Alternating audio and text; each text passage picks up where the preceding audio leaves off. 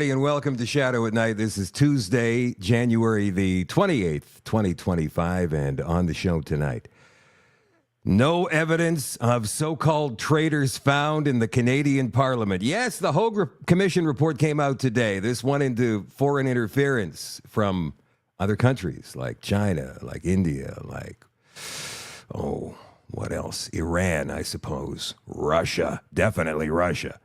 Yeah, she didn't find any evidence of any traitorous activity whatsoever. We're going to delve into that in just a couple of minutes. And also, Donald Trump issued another executive order today banning the mutilation, surgically or chemically, of children under 19. We'll tell you more about that as well. I also have an update coming from Carrie Simpson. Carrie, she was on the show the other night with Katie Pasitny of Universal Ostrich Farm in British Columbia. And Carrie has written a very harshly worded letter to the Honorable Lawrence Macaulay, who's the Minister of Agriculture and Agri-Food, and Mr. Paul McKinnon, who's the President of the Canadian Food Inspection Agency. And she expects to hear something back very soon. One thing about Carrie, when she's dedicated her life to advocacy and for helping people, for doing the right thing pretty much. And I certainly wouldn't want to go against her in any circumstance at all. And she can move very quickly when need be. And this is a situation where she needs to move very, very quickly. There's convoys planned to head to Universal Ostrich Farm on Saturday from Vernon and Kelowna, I believe. I've got the picture. I'll bring it up on the screen in just a second, just to remind myself and let you guys know, obviously. But yeah, there's already people on their way to Universal Ostrich Farm for Saturday when the culling/killing date is set. Apparently, men in spacesuits are going to come onto that property and kill 400 ostriches, based on the supposition through faulty PCR test results that they are positive for H5N1, avian flu. Ridiculous. So I'll read you Carrie's letter in just a couple of minutes. I'm going to say some hellos in just a second as well. I forgot last night. Don't worry about it. I haven't forgotten tonight. I'm going to come back and I got to get you guys. So don't forget, when you're writing down, the first thing you write down in the comments is, "Hi, I'm Bob. I'm watching from blah, blah, blah, blah, blah," so I can put it on the show. I like doing that. It brings us all together, right? Wally Doddridge. By the way, I haven't scheduled any interviews or anything for the rest of the week, just in case Carrie and Katie need to come back on and give us some news on the ostrich farm. So I have one coming up on Monday night. Wally Doddridge is running to be the leader of the Progressive Conservative Party of Manitoba. Wally's an interesting character. Wally he came from humble beginnings in the city of Winnipeg, and he got himself into the tourism industry. I'm not sure exactly when, 20 or 25 years ago. And he runs tours up through Churchill, Manitoba. For those of you who don't know what Churchill is or where it is, it's about 1,000 miles north of Winnipeg. There is no road up there. In order to get to Churchill, you've got to fly or you've got to take a train. And even that, I wouldn't want to do. The tracks broke a few years ago, and it took them 18 months to repair them. It was crazy. About 1,000 people live there in Churchill. 1,000 people. But it's a booming tourism industry based on whale watching, seal watching, northern lights, polar bears, you name it. And people, like, by the thousands go up there. Wally told me at lunch last week that 25,000 people during the high season in Churchill for watching northern stuff. It's incredible. He's got so many great ideas that would turn Manitoba from a have-not province into a have province. And he dropped a video on Instagram, or was it X, whatever. It was earlier today, maybe yesterday. I found it and I thought, I got to throw this up. He's unconventional. He's going up against Abhi Khan. Abhi Khan is a member of the provincial parliament. He's an MLA. He used to play football for the Winnipeg Blue Bombers. He runs some businesses. He's currently being sued for $400,000 from a former business partner. I mean, that's Wally's competition. So here's Wally just dropping a video on X. So we're at a local coffee shop, and all your buddies are talking about what government needs to be doing. Somebody says, yeah, we need better health care. Yeah, we do need better health care. And somebody else says, well, the roads are falling apart. And I say, oh, yeah, roads are falling apart. And somebody else says, what else do we need? Oh, crime. Crime is out of control. And everybody else says, oh, yeah, crime is out of control. And then you're thinking, well, why haven't we solved this problem before? It's because we're broke. Our province is broke because the NDP and tepid former governments have said, we aren't going to... When he talks about tepid former governments, he's talking about the PC government, which was in power in Manitoba for, I think, 8 years between 2016 or 2015 and 2023. Grow the economy because we're afraid of doing some of the things that we need to do.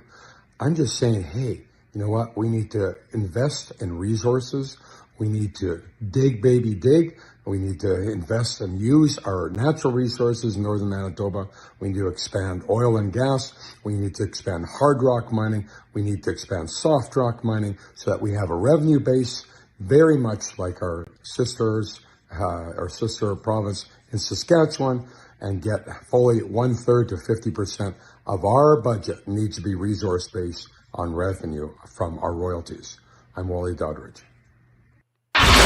Certainly are. And he's going to join the show on Monday. Now, this is not strictly a Manitoba thing. Wally is of the new breed of conservatives.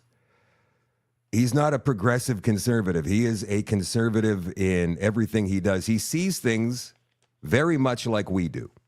Very, very much like we do. And I think it's becoming a very positive trend, not just across Canada, but across the world, especially since Donald Trump has taken office for his second term just a week and 1 day ago. And we'll get to Trump news a little bit later on. Canadian Team Canada, Team Trudeau is panicking now, and they've got a plan. And is Jagmeet Singh going to keep the Liberals in power so they can execute this plan? He gave a pretty vague presser today, and we'll explore that in just a couple of minutes. Let me go say some hellos here quickly, like I promised I would do. Hello, Kim. How are you doing tonight? Watching up in, I think it's Swan River. You in Swan River? Hello. Carol is watching tonight. Chris is watching. Ostrich Lives Matter. Yeah, indeed. Edith, I got your mail finally. Thank you very much. I really appreciate that. Edith is watching in Enderby, British Columbia. Donatella watching in Montreal. Hello, Patty watching in Haddishville, and JJ's watching in Waterton Park, Alberta. Teresa, hello, in Southeast Sash. I believe you're meaning to say Sask, but it came out Sash. Either way, Saskatchewan. Kevin's watching in Calgary. Hello, Edna watching in Victoria. Gail is watching in Coquitlam, British Columbia. Over on Rumble, who have we got on Rumble tonight? Esky Dogs, Vilma, Crivier, Sisters to Brothers, North Scotty, Robin and Eva, Mar Hart, Amnesty, Lies That Bind. Whatever platform you're watching on tonight, you guys, wherever you are, please like and share. Get this out to as many people as you possibly can. The information is very important. And before we get to Carrie Simpson's letter in support of Universal Ostrich Farm, the Shadow at Night live stream is brought to you, as always, by CanadaNanoSilver.com, the skin cream. You know, I shaved with this stuff last night. I ran out of shaving cream. And then I remember the doc, the proprietor of these products based in Utah, said, I shave with this stuff. And I went, yeah, okay, this is the closest and smoothest shave I think I've ever had. And I'm going to keep doing it because I've got tubes and tubes and tubes of the skin cream coming out. Wazoo. Thank you, Kev, for that very much. Skin cream comes in multiple scents, so you can get it in grapefruit,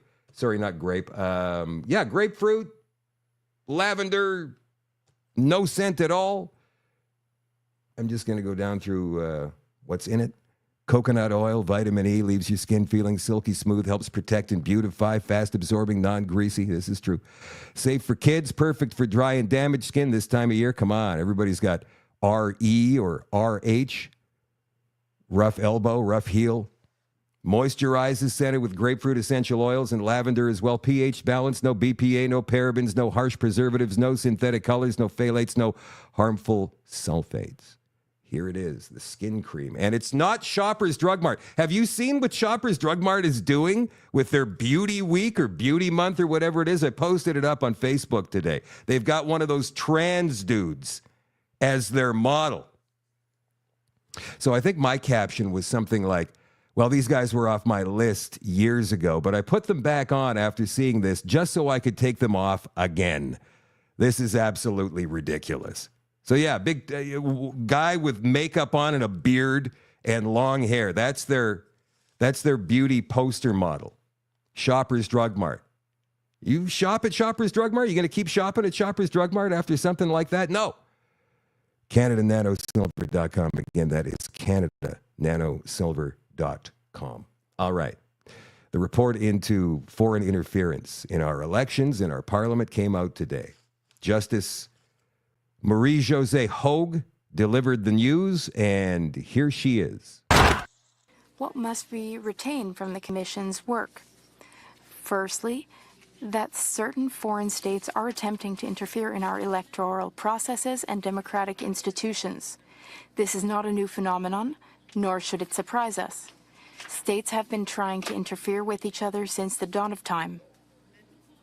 What is new, however, are the means being deployed by these states, the extent to which the phenomenon seems to be taking hold, and the fact that it is being talked about publicly. That said, and this is one of my most important observations, our democratic institutions have remained robust in the face of attempted foreign interference.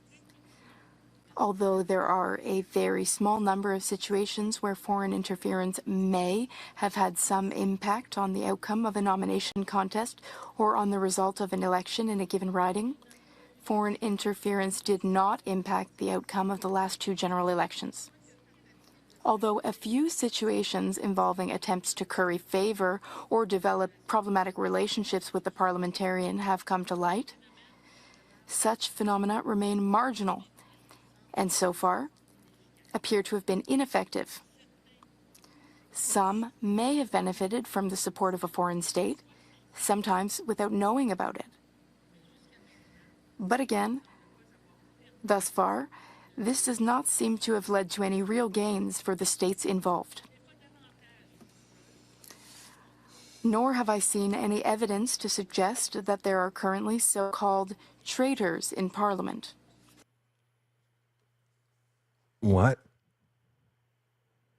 Do you remember during the commission just a few months ago when I'll play the video, when Justin Trudeau said there were compromised members of the Conservative Party of Canada and that Pierre Poilievre needs to get his clearance? But Justice Hogue says there's no so-called traitors in Canadian Parliament. Let's continue. While I saw evidence of some concerning behavior, the evidence does not show any MPs plotting with foreign states against Canada's interests.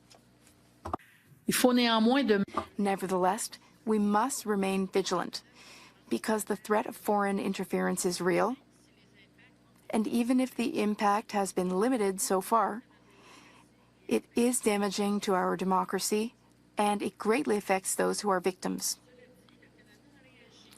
Canada has responded to the increase in attempted foreign interference by putting in place numerous measures and mechanisms to better detect, prevent, and counter it. I describe these measures and mechanisms in detail in the report. However, the government sometimes took too long to act, and coordination was not always optimal. The means used to communicate information to certain decision makers, including elected officials, proved imperfect. Sometimes very imperfect, since certain documents never got to where they were supposed to go, and there seems to be no good reason why. No problem. Above all, what I found is that the government has been, overall, a poor communicator when it comes to foreign interference. But no traitors. So-called traitors. No so-called traitors. So what's the big deal? If none of our elections were interfered with, nobody benefited, no foreign entities, no political parties, then why has this been such a thing? Get your clearance, Pierre Poilievre, get it! You are a traitor! They're still saying that today, Liberals and NDP MPs alike. And here's Justin Trudeau just a few months ago as a reminder for all of us. I have the names of a number of parliamentarians, former parliamentarians and or candidates in the Conservative Party of Canada who are engaged or at high risk of, or for whom there is clear intelligence around foreign interference. And I have directed CSIS and others to try and inform the Conservative Party leader to be warned and armed to be able to make decisions that protect.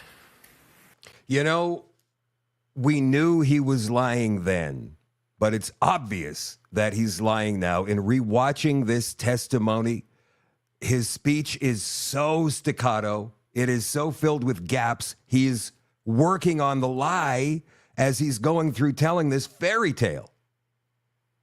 He's making it up as he goes along. It's obvious.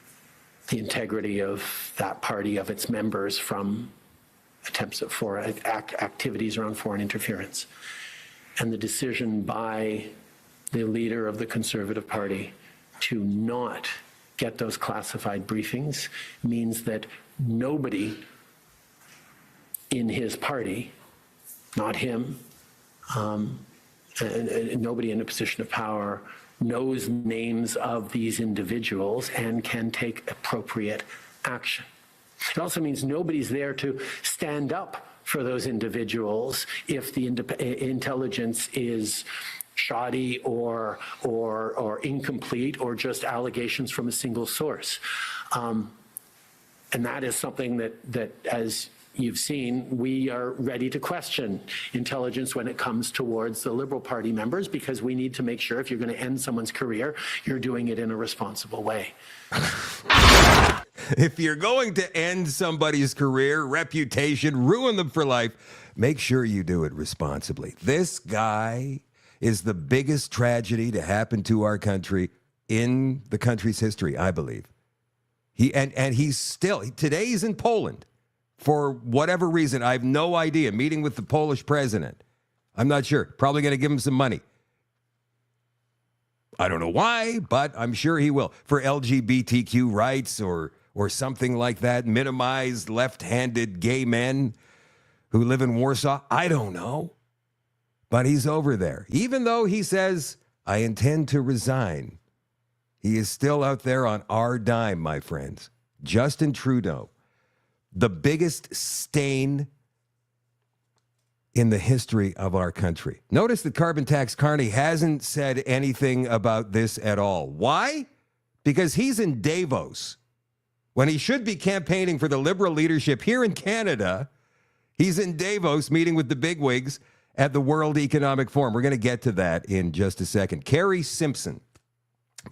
She was on the show the other night. You guys probably saw it. It was the Sunday night special regarding the Universal Ostrich Farm. So Carrie Simpson wrote a letter today, which she sent me late this afternoon. Carrie Simpson, public advocate and liaison manager for Universal Ostriches, to the Honorable Lawrence MacAulay, Minister of Agriculture and Agri-Food, and Mr. Paul McKinnon, President of the Canadian Food Inspection Agency. Urgent matter, Universal Ostrich Farm, cull order review requested. Dear Sirs, I trust you've been apprised of the troubling situation in Edgewood, British Columbia, where the owners of 400 healthy ostriches have been ordered to kill their birds due to a suspected case of avian flu. Some of these big, beautiful birds have been a part of this family's life for 34 years. Mr. Minister, as Minister of Agriculture and Agri-Food, and you, Mr. McKinnon, as CFIA President, have the power to direct those acting as agents of the Canadian Food Inspection Agency to stop the cull and order a review and or a 30-day extension to confirm a proper diagnosis, review the steps taken by CFIA in this matter, and establish the current health status of the herd. Section 4, paragraph 1 of the CFIA Agency Act, the Act states, the minister is responsible for and has the overall direction of the agency with regard to CFIA President, Mr. Paul McKinnon, who, under the statute, may also have the power to prevent the unnecessary slaughter of these healthy birds, and I believe the ability to order a review according to the Act, the President's powers. The President is the Chief Executive Officer of the agency and has supervision over and direction of its work and staff. The President has the rank and all the powers of a deputy head of a department. What you need to know is that the herd is healthy. The older birds never showed signs of illness. The remaining younger birds have recovered. The testing, or lack thereof, carried out on the 2 deceased birds is at best questionable. Instead of conducting an autopsy, or at the very least taking organ and tissue samples, the gold standard for testing, and having proper tests done before ordering 400 magnificent birds to be culled, your agents instead decided to only test 2 carcasses using the highly controversial PCR test kit. As those responsible for the CFIA and the lives of these birds, you should be deeply troubled by those acting under your direction who decided to only swab the throats and rectums of only 2 dead birds to justify this pending slaughter. This is beyond negligent. It is absurd. An immediate review of the situation is needed. Some other facts you may want to question these agents acting under your direction about. Number 1, why didn't they do proper testing, an autopsy or organ and tissue testing? Number 2, why didn't they test for the lab-confirmed pseudomonas? Did anyone inform you that this same farm experienced several deaths in 2020 due to pseudomonas? Your agents were informed. Did they inform you? Did they tell you the tests used to diagnose the pseudomonas were conducted using tissue samples, a more accurate test? Did they tell you that these tests were done by a CFIA-accredited lab? Did they inform you the symptoms observed on the farm in late 2024 were similar to the 2020 exposure of pseudomonas? Are you aware that on January 2nd, 2025, the family was informed that they qualified as a distinct unit due to the valuable genetics of this herd and the research already in existence? Are you aware that on January 10th, 2025, the family was then notified that they didn't qualify as a distinct unit? As you can appreciate, the public's trust in the questionable competency of your agents is reasonable. What happened over those 8 days that altered this decision? Certainly the value of the bird's genetics didn't change, so what did? On the day your agents took samples from 2 dead birds, the family requested the healthy birds to be tested also. Your agents refused to do any other testing. Your agents failed to test the pond, the feeders, and most importantly, the fresh feces from the flock of wild ducks that landed in the pond. This was an important opportunity to identify the source and the pathogen, but your agents weren't interested. Have you been informed that the only symptomatic birds that have died were young birds that were not exposed to the 2020 pseudomonas episode? Have you been informed that this farm provides the scientific community with a living laboratory where these birds can answer questions on natural immunity, antigen production? Do vaccinations work, or do they contribute to the virus becoming a superbug? Are you aware that this farm is isolated and the local farmers are supporting this family and saving the ostriches? Have you asked your agents if any other farm has been affected by any contagion-related occurrence? Have they even investigated this? No other deaths on other farms means the pathogen is contained and not a threat. Isn't this worth researching? Have you been informed that there has been no more symptomatic-related deaths on the farm?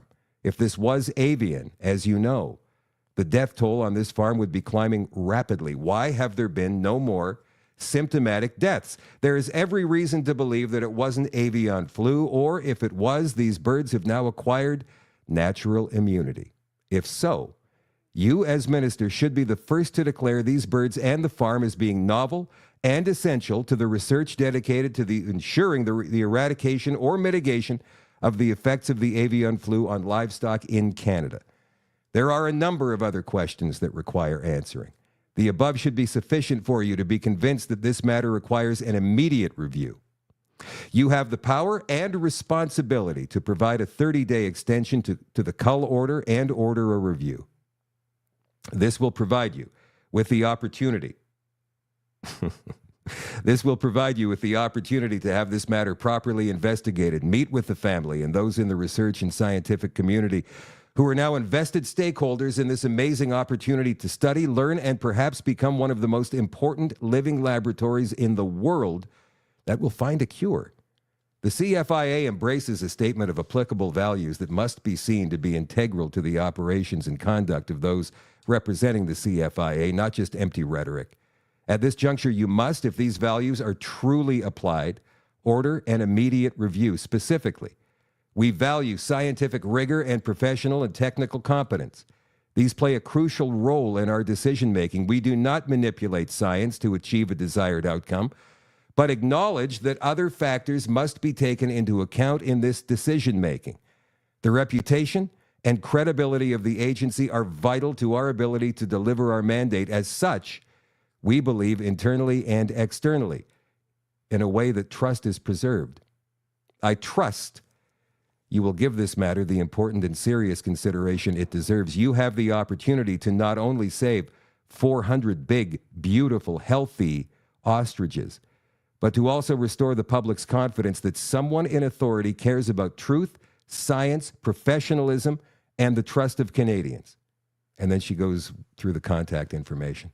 As far as legal representation, they are working on an injunction application at this stage of the game, but so far, nothing yet. Let me throw this up on the screen here.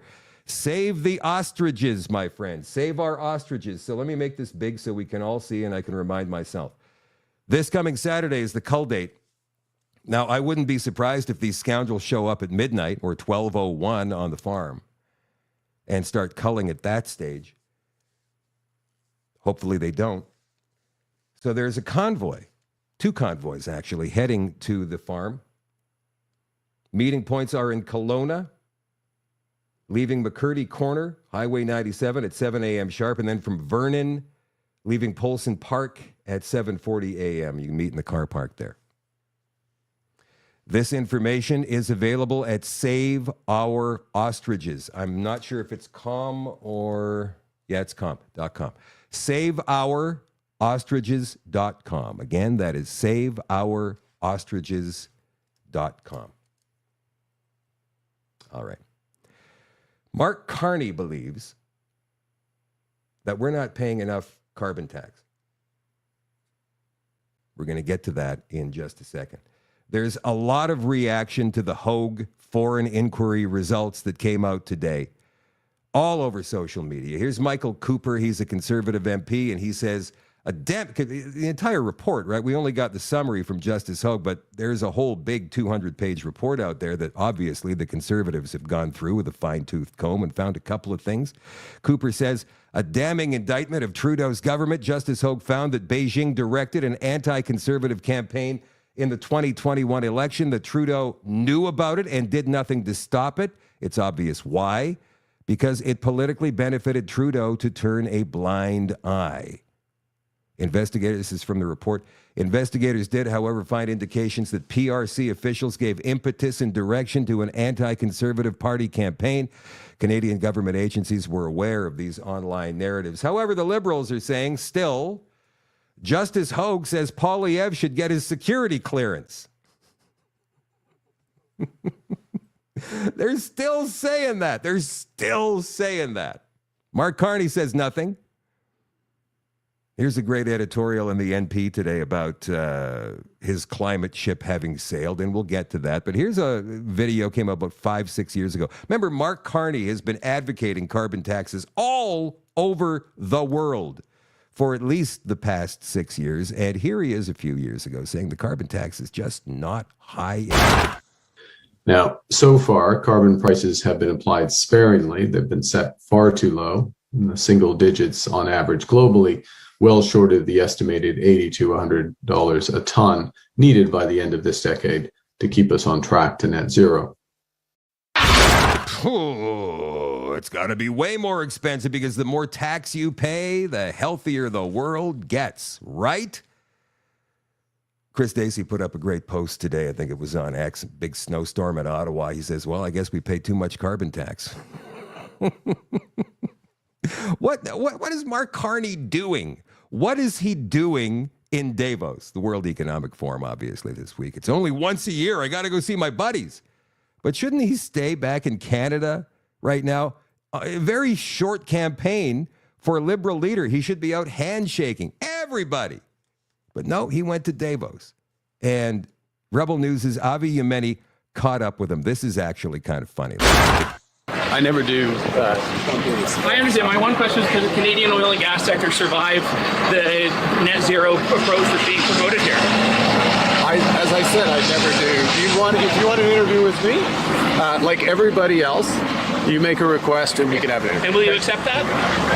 Like everybody else, if I can fit it in, okay? How do you justify how does the UN climate envoy justify the massive carbon footprint here today to set this up, this fake city for a week event? How did you get here? Did you fly? You walked? Yeah. Did you come on a private jet? Of course not. No, so how do you justify this? Look at all of this. For 1 week event, the carbon footprint is huge. Don't you think that's a bit hypocritical? Oh, drop it. No? Drop it. Look, there's lots of progress being made, but look, I'm not doing a stand-up interview, okay? Why not? Wait. Oh, drop it. Drop it. That's a valid question. That's a very valid question. The carbon footprint is massive. Don't worry, we bought the offsets, the gold standard. It's all good. Does nothing. It's a scam. But let's hear him say that again. Oh, drop it. Look at all of this. For 1 week event, the carbon footprint is huge. Don't you think that's a bit hypocritical? Oh, drop it. No? Drop it. Look, there's lots of progress being made, but look, I'm not doing a stand-up interview, okay? Why not? You're walking that way anyways. I think people around the world, this year they say regaining trust. That's the whole purpose. I do lots of media. Friendly media. No, I do. No, God, no. The ones that are here invited. Look, I'm doing no media at this one. Remember during his leadership announcement how he kicked all the independent media out and then called the cops? I do lots of media. Sit down and I'll make a time with you and answer some actual tough questions. You can make a request for a meeting, and so you can deny it. Look, as I say, as with everyone else, you can do the same thing as with the guy from True North. Yeah, he's a good guy, but I'm a good guy. I'm sure you're a good guy as well. All people are good. It's absolutely right. But the whole world is looking at this now, going, "You're a pack of hypocrites, and you're at the top of the chain there." What would you answer people? Just give me one answer to the people. Okay, sir. Just gonna keep going. Maybe that's why he doesn't stop and answer questions. Maybe that's why none of these clowns. Remember Larry Fink from BlackRock was being questioned by, who was it? It was Avi and it was Ezra Levant, and he was just walking, smug look on his face, and then he stopped and he took their picture with his phone. Not answering questions. Maybe that's why. Oh, drop it. Get off it. Get off it. I do lots of media. No, you don't. But what is he doing in Davos during a short leadership run here? It's a campaign. It's short, man. Or does he already have it in the bag? Yeah, I think that's it. He's already got it in the bag. Carbon tax Carney versus Pierre Poilievre, my friends, in the next election. If we get one, we've got video from Jagmeet Singh coming up in just a second, which is kind of interesting. But this is a great editorial piece from the NP National Post by Kelly McParland. Mark Carney's climate ship has sailed. It's gone. The primary challenge of the next 4 years will be a search for security and certainty against the storm blowing out of Washington. Donald Trump, big bad orange man. Well, Mark Carney has been pursuing his political aspirations in the race for Liberal leadership. The cause he's put at the center of his career has been eroding around him. Carney's life as an international figure is operated between two poles, finance and climate. As a central banker and corporate figure, he sought to promote sound economics and opportune investment. As a United Nations representative, he resolutely championed the battle against climate change. And for years, he's argued the two can live happily together to the benefit of both. A key focus of his environmental efforts has been the unfortunately acronym GFANZ, the Glasgow Financial Alliance for Net Zero, launched in 2021. Now listen to this. This is interesting. You guys may not have known this. Well, he served as UN Special Envoy on Climate Action and Finance. It's a vehicle, this GFANZ, to gather the world's banks, financial institutions, and corporate leaders in a concerted effort to ensure investment for net zero projects and to support the objectives of the Paris Climate Accord. Designed to be more than just another global talking shop, its members were required to establish a set of parameters that could be measured to demonstrate progress. As its leading light, Carney didn't stint from portraying the challenge in apocalyptic terms. As financial policymakers and prudential supervisors, we cannot ignore the obvious risks before our eyes, he warned in 2019. If some companies and industries fail to adjust to this new world, they will fail to exist. Ooh, pretty big threat there. The alliance quickly attracted hundreds of members keen to demonstrate their eagerness to do good. Lately, however, resignations have been pouring through the mail slot. The biggest American banks have retreated. Goldman Sachs, Morgan Stanley, Citigroup, JP Morgan Chase, Bank of America, all pulling out, as did New York-based BlackRock. Well, partly. The world's biggest asset manager. Canadian banks soon after joined the flight. BMO, National Bank, TD Bank, CIBC, Scotiabank, all backing away. Britain's Financial Times reported that European bankers are also threatening to follow suit unless the rules requiring them to track and report their progress are eased. None of the departing members have offered detailed reasons for their exit other than to assert they can work just as effectively to support climate initiatives on their own. But the motive is not secret. They're afraid of Donald Trump and the aggressive new energy policies in Washington, and of legal challenges to green investing operations. On his first day in office, Trump issued a flood of directives castigating burdensome and ideologically motivated regulations on U.S. energy producers, canceling Biden administration green initiatives and withdrawing from the Paris Accord. Many in the new Republican Congress see environmental, social, and governance, ESG investments, as a plot against the energy industry. A suit launched by Texas Attorney General Ken Paxton in December accuses BlackRock and other investment giants of conspiring to artificially constrict the market for coal through anti-competitive trade practices, of operating as a cartel, and of deliberately and artificially constricting supply to increase prices and produce extraordinary revenue gains. This is fiduciary responsibility they're not living up to, and they've also been sued over that as well. The UN grouping, which Carney left to seek the Liberal leadership, has announced changes weakening its initial restrictions and allowing institutions to work with the group without having to join or meet the Paris climate goals. Yet in a blow to another Carney-affiliated organization, the U.S. Federal Reserve, the world's most powerful central bank, said it was withdrawing from the network of central banks and supervisors for greening the financial system, co-founded by Carney in 2017, to mobilize mainstream finance to support the transition toward a sustainable economy. It, too, has come under assault from Republicans who see it as another covert means of subverting energy production. Without going into details, the Fed said in a statement it was leaving the group due to an expansion of its activities, covering a wider range of issues that are outside of the board's statutory mandate. Brookfield Asset Management, that's Carney's company, poured billions into renewable energy investments during Carney's term as chairman.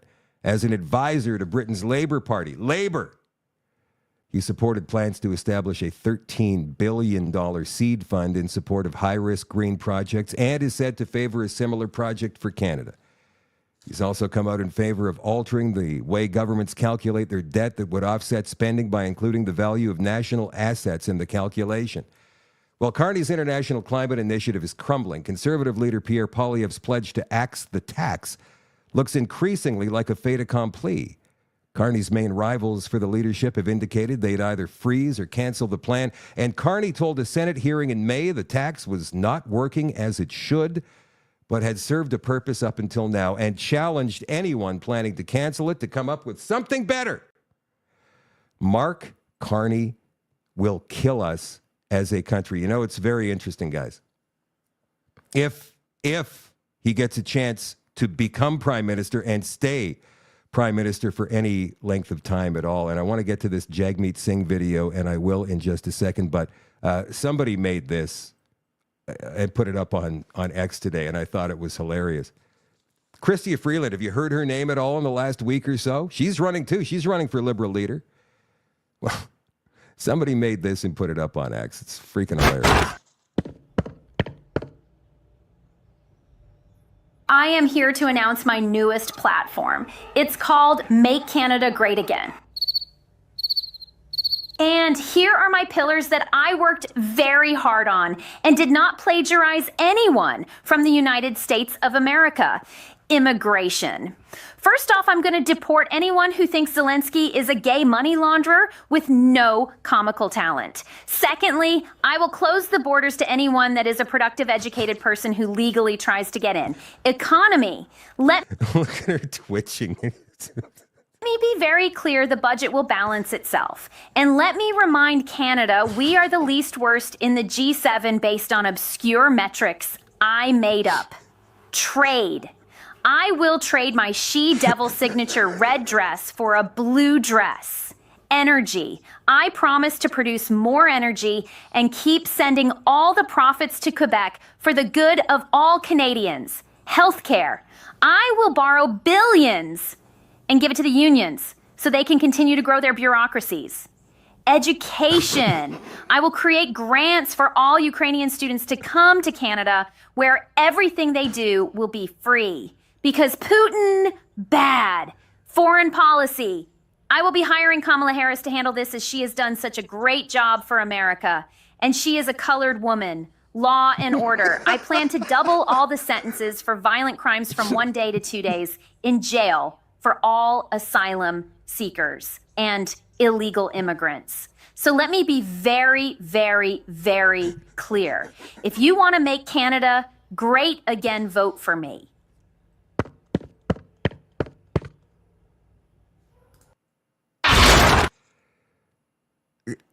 Contrarian Tribe, I believe. You can find them on X. They do cartoons like that quite often. So the whole Trump thing, and we're going to get to the executive order that he issued today in just a second, but Canada's still freaking out over these 25% tariffs, which could be coming as early as this weekend. We've been pretty confident, I'd say 70%, that when the House finally resumes in late March, Jagmeet Singh, as he's promised, will take the first opportunity to vote non-confidence in this government, no matter who wins the Liberal leadership, Mark Carney. But here he is during a press conference today. Watch this. If Trump follows through on his plan with tariffs, would you keep the Liberals in power and allow for the passage of a work relief program before supporting a non-confidence motion? I'll just start off by the fact that I've spoken with a lot of workers who are deeply worried about what the Trump tariffs might mean. They say, sometimes I lay awake at night saying, if that tariff goes through, do I lose my job? And what's going to happen to my kids? What's going to happen to my family? And when we think about the analysis that's out there, if those Trump tariffs come in place, there are hundreds and thousands of Canadian jobs at risk. Think about what that means for those workers, hundreds of thousands of workers, for their families, for those communities. This could be devastating for our country. So we do need to have a plan in place to support those that are impacted, those businesses, those workers, most importantly. I have not had any conversations with other opposition leaders. I think we need to come together to have a discussion about what is the best way forward. I've not had any discussions with the government related to this. If there is any desire to move forward, the government should call us together, like we did during COVID, and discuss a plan that supports workers. We, as a party of working people, a party founded by workers, want to make sure that there's a plan in place for workers. It's why we said from the beginning, EI is clearly not up to the task. During the pandemic, we realized EI does not cover the majority of Canadian workers. We called for changes to happen to EI so that we would be better prepared if something happens again that disrupts our economy. The Liberals did not listen. And so we are now in this position where we have an insufficient EI, the threat of tariffs, and many workers lying awake at night saying, am I going to lose my job or not? So I hope that there's a plan moving forward.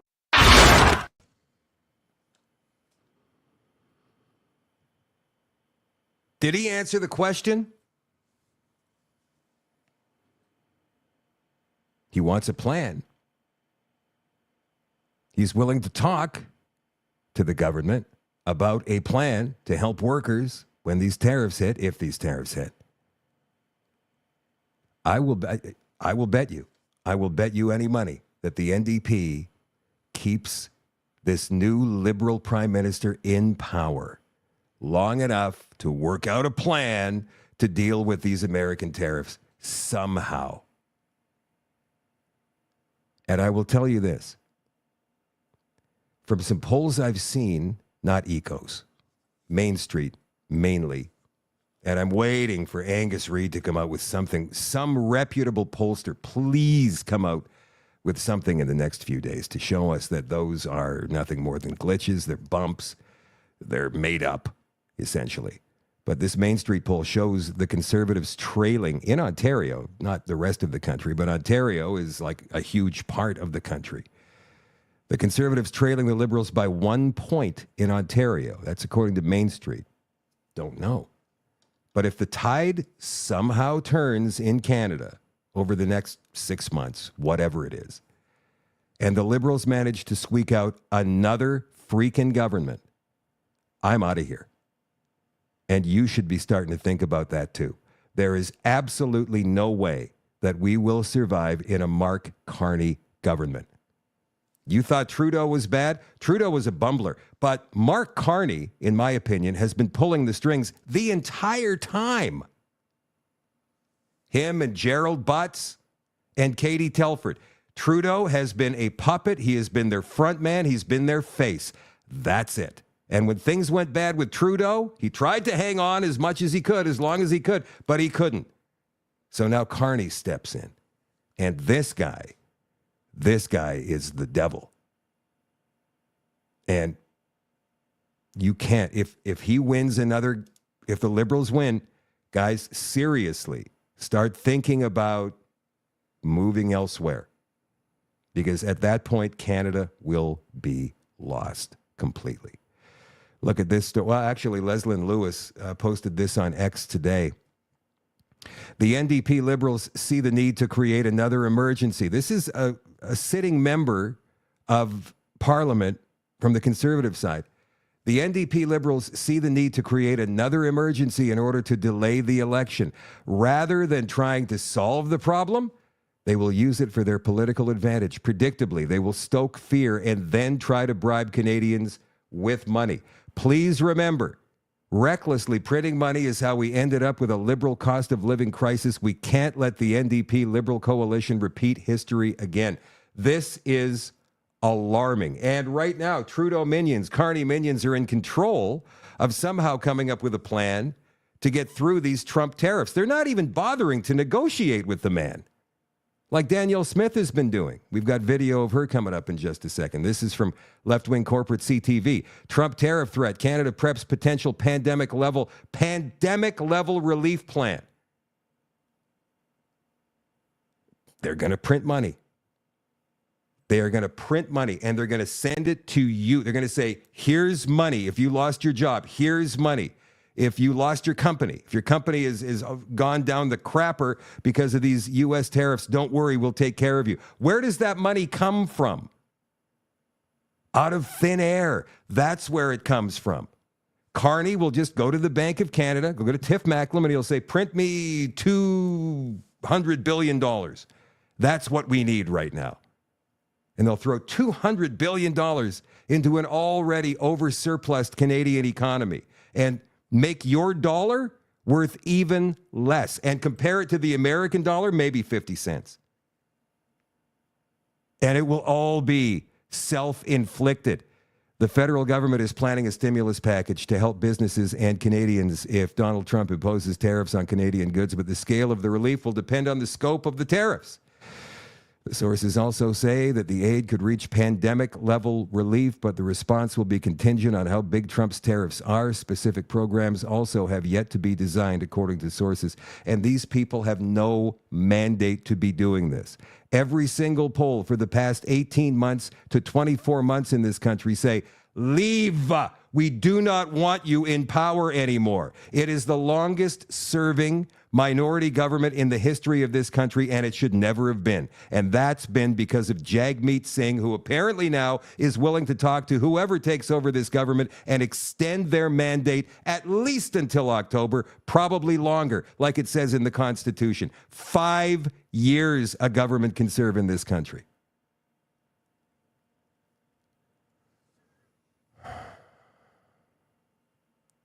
Here's Danielle Smith talking to the CBC. If you can't say every sector of the Canadian economy can be weaponized against the U.S., are you worried that in sticking up for your province, you could be undermining the ability of the country to deal with the U.S. in this? I think Eastern Canada has to be very, very careful what they wish for, because as I said, they get almost all of their energy from the United States, and they've got a pretty big stick. I certainly don't think that wouldn't want to see Ontario or Quebec or the Irving refinery cut off from American oil or imports. So that's why I'm saying you just don't threaten things that you're not prepared to do, or where the retaliation measure might leave you worse off. It's one thing to talk about an import tax on orange juice, and maybe we'll all end up paying a little bit more for orange juice. That's a Team Canada approach, but you shouldn't put things on the table that would be harmful to the country as a whole. So let's try to find the things that we can all live with, and then see if we have to act on them. But I think we have to have a bit of a reality check about just how dependent Eastern Canada is on U.S. energy imports, and why it's a flawed strategy to try to talk about retaliating there. You know, Danielle Smith is the only one that makes sense in this whole thing. Poilievre said yesterday that we need to do dollar-for-dollar tariffs. Pierre Poilievre said that. It was an idiotic thing to say. You heard me railing about it last night, and he hasn't taken it back today. Canada cannot compete with the Americans when it comes to a tariff war. Colombia surrendered in less than 24 hours. I think it took 12 hours for Trump to hey, you're taking back these criminals that you sent us over the last 4 years, or else we're going to put so many tariffs on you that you'll be in such a world of hurt, and they back down. Now that's Colombia. Not as much trade, not as big an economy as Canada. Not as developed as we are, obviously. We might last 3 months in a dollar-for-dollar trade war with the United States. Maybe. Their economy, as I pointed out the other night, is worth $30 trillion. Ours is $3 trillion. They can wait us out. Trump could say to the American people, hey, look, you want to know what, you guys? You're going to go through 3 months, maybe 4 months of a little bit of pain. Well, we look for other sources to bring in whatever we're getting from Canada. And then we will. And then we'll just starve them out, wait till they collapse, and then we'll take them over. Maybe that's been Trump's plan the whole time. I don't know. This is Pax Americana, my friends. This is a golden age, as Donald Trump talked about the other night, although some people have been questioning that as well, but in a different way, in a more religious way. But yet, when you look at some of the things that Trump has done, how can you not appreciate the guy? I mean, seriously, look at this story here. Well, this is the Kingston Report. We're going to get into that. But this one here from readlion.com. Donald Trump signed an executive order today banning any federal funding or support for chemical and surgical mutilation of children under 19. It is the policy of the United States that it will not fund, sponsor, promote, assist, or support the so-called transition of a child from one sex to another, and it will rigorously enforce all laws that prohibit or limit these destructive and life-altering procedures, the order reads. The order targets gender-affirming care, including puberty blockers, sex hormones, and surgical procedures for gender transitions, citing the blatant harm done to children by chemical and surgical mutilation, cloaks itself in medical necessity. Federal agencies are also instructed to rescind or amend all policies that rely on the World Professional Association for Transgender Health, WPATH, which has been widely criticized for promoting shoddy research on gender dysphoria. The order calls such research junk science. The order tasks the Secretary of Health and Human Services. I think today was RFK Jr.'s confirmation day, was it not? The order tasks the Secretary of Health and Human Services to produce a literature review on best practices for treating minors with gender dysphoria going forward. This dangerous trend will be a stain on our nation's history, and it must end, the order states. Countless children soon regret that they have been mutilated and begin to grasp the horrifying tragedy that they will never be able to conceive children of their own or nurture their children through breastfeeding. Moreover, these vulnerable youths' medical bills may rise throughout their lifetimes as they're often trapped with lifelong medical complications, a losing war with their own bodies, and tragically, sterilization. Wow, that's something else. From Karen Kingston, our friend Karen, the Kingston Report, which she publishes on Substack. You guys can follow her at karenkingston.substack.com. President Trump obliterates the WHO's plans for an H5N1 bird flu pandemic. Trump ordered the CDC stop collaborating and communicating with the World Health Organization immediately and shut down USAID's funding of the WHO's biowarfare pandemic planning global surveillance system. Nullifies any hope that they're ever going to get that thing done. But then again, he goes ahead and he does this cancer artificial intelligence mRNA vaccine plant with Larry Ellison the other day. I can't figure this guy out. What the hell's going on? Speaking of vaccines, back here in Canada, Alberta's contrarian, I haven't covered this yet, you guys. You may know about this already, but I haven't covered it yet. Alberta's contrarian COVID-19 review task force releases their final report, including recommendation to halt vaccines. Okay, so you probably know about that. It's a 268-page report. It was posted online last Friday. Recommends halting the use of these things without full disclosure of their potential risks, and for the province to allow physicians to prescribe alternative treatment options for the virus, such as ivermectin and hydroxychloroquine. Now, needless to say, the left wing and those who have been promoting these death shots for the past, 3 years, 4 years now, are apoplectic. They are losing their minds. Because for them to, and Tom Marazzo wrote this on X today so very eloquently, for them to now say, yeah, whatever, would be admitting that they were wrong.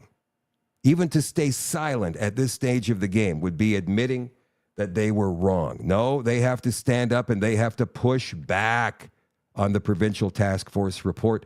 And they called all the doctors, all the contrarian doctors who were on that committee, quacks, pseudoscientists. Task force created by the UCP to review the province's pandemic response has issued its final report, $2 million report. Alberta doctors, well, they should say in this story, some Alberta doctors are pushing back. They say it contains misinformation and poses a threat to public health. No, it doesn't. Underpinning the 269-page document are a number of statements that doctors argue go against medical and scientific consensus. There is none. Again, there is no consensus. As I pointed out last night, the people who disagreed were silenced. That's not consensus. That is censorship, and that's different. These people don't see it like that, though, and that's the dangerous part. Criticizing the use of vaccines and a range of other pandemic protections while recommending doctors be allowed to prescribe alternative medications, including ivermectin. Dangerous! Anti-science, anti-evidence. The Alberta Medical Association claims the document advances misinformation. Even with everything that we have discovered in the last 3 years about this crap, they're still towing that line. Now, this is something I'm going to get into in the extension tonight. From publichealthpolicyjournal.com, Review of calls for market removal of COVID-19 vaccines intensify risks far outweigh theoretical benefits. I also have a fantastic video tonight to play on the extension for you guys, for you All Access members, for my All Access family on shadowdavis.com. It's called the World Economic Forum, Global Cult. Very well produced, very well researched. So we're going to get into that on the extension tonight. And that's it for the social media part of the show tonight, you guys. I want to thank you for being here. I love you all. I appreciate you all. The show is, as always, brought to you by CanadaNanoSilver.com. Don't forget to like and share. Get this out there to as many people as possible, especially those people who are teetering on the brink. They know that there's something wrong, but they don't know what it is. Maybe I covered something tonight that could bring them over, finally wake them up, and get them to plan accordingly for what may be coming next. Like I was saying, if the Liberals win somehow the next election, you should start making plans. Then again, maybe we'll be part of the United States by then.